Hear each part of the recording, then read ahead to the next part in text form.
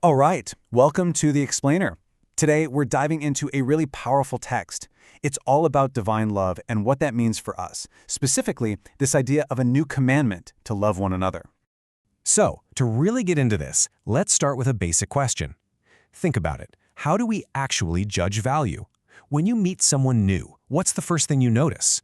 What's your go-to criteria for figuring them out? Right off the bat, the material we're looking at sets up this huge contrast, you know? It's like, here's how we humans see things, and here's a totally different, divine perspective. It's a real tale of two viewpoints. So here's the breakdown. We, as people, tend to get stuck on the outside stuff, right? Appearance, background, status, all the superficial things.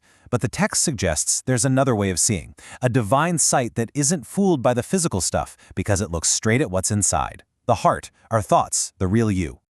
And there's this old proverb that just nails this idea. It basically says we can measure the deepest parts of the ocean, 10 fathoms down, no problem. But a person's heart? We can't even know 1 fathom of it. It just goes to show there's always this hidden part of people we just can't get to. And this is where it gets really interesting, because God knows everything inside us. The text argues that's the foundation for true justice. Think about it. If you can't be tricked by a fancy suit or a smooth talker, then your judgment is going to be spot on. It's about seeing things for what they really are. Okay, so we've got this idea of a different way of seeing. Now let's connect the dots and see how this all leads up to the absolute core theme here, love. But not just any love, we're talking about how it's defined and maybe even more importantly, how it's proven. So the text drops this huge statement, God is love. But it's really careful to explain what that means. This isn't some passive, warm and fuzzy feeling. No, it's described as an active, driving force. It's the very essence of God's nature, the thing that makes everything happen. So you might be asking, okay, where's the proof? Well, the text points to what it calls the ultimate evidence, the sacrifice of God's only Son, Jesus. And get this, the timing is everything. This didn't happen because we earned it. It happened while we were still sinners, at our worst. And this just brings us to this incredibly powerful question. The text wants us to pause and really think about this from our own perspective. Seriously, who on earth would sacrifice their own child for a sinner, for someone who's done wrong? It's almost unthinkable. And that right there is the whole point. This act is supposed to be something that completely shatters our human logic.